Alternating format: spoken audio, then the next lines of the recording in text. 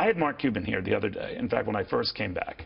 And he was telling me that as much as he loves you and has great respect for you, he doesn't think that you have been very fair to Hillary Clinton. I want you to react to this.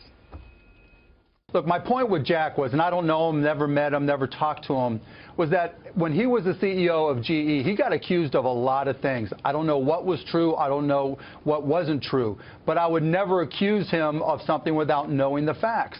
And that's exactly what Jack Welch has done. And it's not the first time. I mean, you know, he made accusations that the Bureau of Labor Statistics, I think, with the unemployment rate was run by, what did he say, the guys in Chicago or something like that? Right. And so it's not the first time for him. He was going on to say your criticism of the Clinton Foundation, where there's pay for play going on, that you didn't check your facts. Well, Neil, I don't back to him again. I don't know him. I've never spoken to him. And he was successful in the dot-com bubble in 2000, made a lot of money, got the Mavericks, and has done a pretty good job, as I understand it. He's got a hot show on Shark Tank. And he's a Hillary Clinton supporter, so he has every right in the world to criticize me when I'm criticizing the... But do you think that criticism of you was fair, that you were assigning all sorts of nasty motives to Hillary Clinton? No, I wasn't. What I said was the pay-to-play thing in the Clinton Foundation looks very suspicious and is worth looking at. All right, let's switch gears to Donald Trump. You're supporting Donald Trump. In the beginning of the campaign season, it was Ted Cruz, I believe. Yes. What do you think, first off, about how Ted Cruz handled himself at the convention? I didn't get a chance to talk with you. I was home at the time. But what do you make of that? I didn't like it. I didn't like him taking the pledge and then walking away. Now, he was obviously piqued by the comments that Trump made about his wife, so I can understand some reaction to that. But he made a pledge. To support the nominee. Support the nominee, and I'm disappointed that they backed away from it. Would you think twice about ever supporting Cruz again? I'd think twice about it. Really? So you think Republicans have to get on board? You might not love Donald Trump, but he's better than Hillary Clinton. Is that your position? My position is I'm voting for a Republican at the top of the ticket. And I look at the policies of the Republicans versus the Democrats. And I'm all for jobs. I saw Trump today at the Economic Club. I thought he was both presidential and substantive.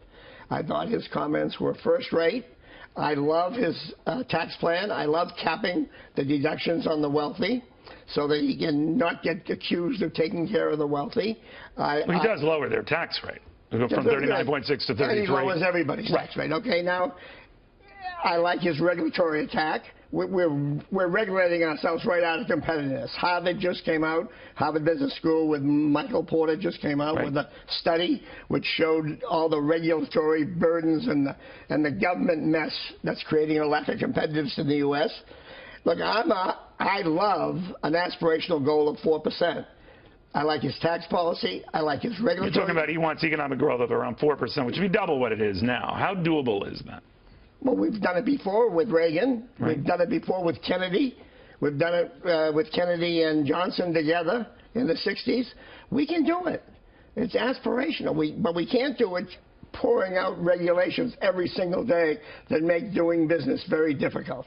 So, and he's got a tax rate on corporations of 15%, which will clean up the inversion problem. Well, that they liked. A lot of these guys like that. They didn't like it when I think he particularly went after Ford for wanting to build all these compact cars in Mexico. And he said that if they think they're going to get away with that if he were president, he would take those cars when they're resold in the United States and slap a 35% tariff on them. What do you think of that? I'm not buying to that program. I wouldn't like that program, but I sure like the 15%. I understand that, but that would be a trade war, right? Yeah, but no, we get it. No, not a trade war. We get away from inversions, Neil. Right. There's no inversion incentive anymore when you do that. I know there's companies that go abroad to take advantage of a lower tax rate. But you don't think his threat would ever be realized? I think a president has a bully pulpit. Yeah. And he has a right to scare the hell out of CEOs. How's he doing? In the beginning, you thought he had a fast, loose gun style. How do you think he's doing? Look, Neil, I've got a case here as to why I'm for the Republican candidate, and whether it's on taxes, on regulatory reform, or on the environment, or on energy, where I want fracking and independence. Every single thing that Mrs. Clinton is proposing. And I don't have any personal feelings for one or the other. We've got flawed candidates. We're all flawed. What I like is the fact that I like the growth plan, because I think jobs are the way to peace and prosperity. I think that jobs create wealth.